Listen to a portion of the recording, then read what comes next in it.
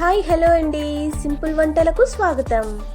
ఈరోజు మనం ఎంతో ఈజీగా టేస్టీగా ఉండే క్యాప్సికమ్ మసాలా కర్రీని ఎలా తయారు చేసుకోవాలో నేర్చుకుందాం. ముందుగా నేను చిన్న సైజు ఉల్లిపాయ ఒకటి తీసుకున్నానండి. అలాగే 2 టమాటాలు, 4 పచ్చిమిరపకాయలు తీసుకొని ఇలా సన్నగా తరిగి పక్కన పెట్టుకున్నాను.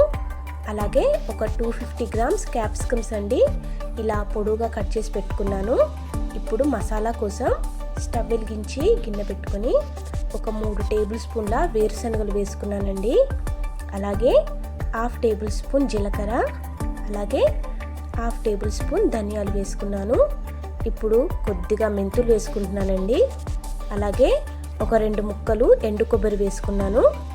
అలాగే ఒక 2 యాలకులు, అలాగే కొద్దిగా చెక్క వేసుకున్నానండి. అలాగే కొద్దిగా సాజీరా, అలాగే 4 లవంగాలు వేసుకొని బాగా వేయించుకోవాలండి. వేగిన తర్వాత మిక్సీ జార్లో వేసుకున్నాను. ఇప్పుడు కొద్దిగా చింతపండు వేసుకున్నానండి. అలాగే 5 నుంచి 6 వెల్లుల్లి రెబ్బలు, అలాగే చిన్న అల్లం ముక్క వేసుకొని మెత్తగా పేస్ట్ చేసి పెట్టుకున్నానండి. ఇప్పుడు కర్రీ కోసం స్టవ్ వెలిగించి గిన్నె పెట్టుకొని ఆయిల్ వేసుకున్నాను. ఆయిల్ హీట్ అయిన తర్వాత మనం ముందుగా కట్ చేసి పెట్టుకున్న ఉల్లిపాయ ముక్కలు వేసుకున్నానండి. అలాగే పచ్చిమిరపకాయ ముక్కలు కూడా వేసుకొని ఒక్కసారి కలుపుకుందాం.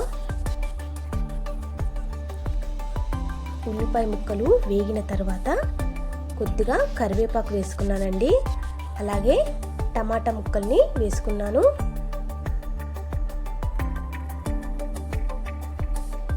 అలాగే ఒక 1/2 టేబుల్ స్పూన్ పసుపు వేసుకుంటున్నానండి. అలాగే తగినంత సాల్ట్ని వేసుకొని ఒకసారి కలుపుకుందాం. ఇప్పుడు ఒక 2 నిమిషాలు టమాటా ముక్కలు మెత్తబడేంత వరకు మూత పెట్టి ఉడికించుకుందామండి.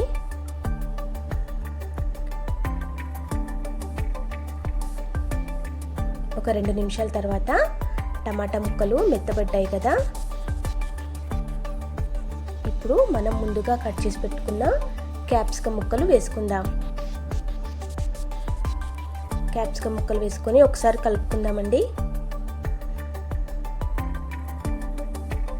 మంటని మీడియం ఫ్లేమ్లో పెట్టుకోవాలి. పెట్టుకొని ఒకసారి కలుపుకున్నాను కదా, ఒక 2 నిమిషాలు ఉడకనిద్దాం.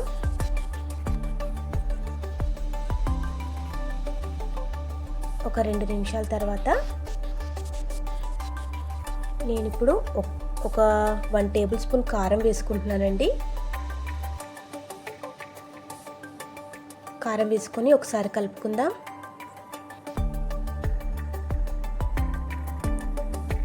అలాగే మనం ముందుగా మిక్సీ పట్టి పెట్టుకున్నాం కదండి, మసాలాను వేసుకుందామండి.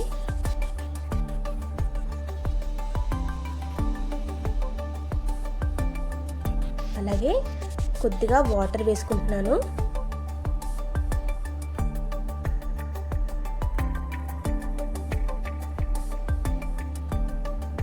వాటర్ వేసుకొని ఒకసారి కలుపుకుందామండి.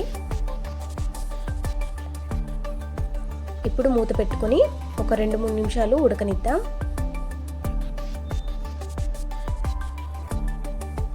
ఒక 2-3 నిమిషాల తర్వాత కొద్దిగా కొత్తిమీరను వేసుకుంటున్నానండి.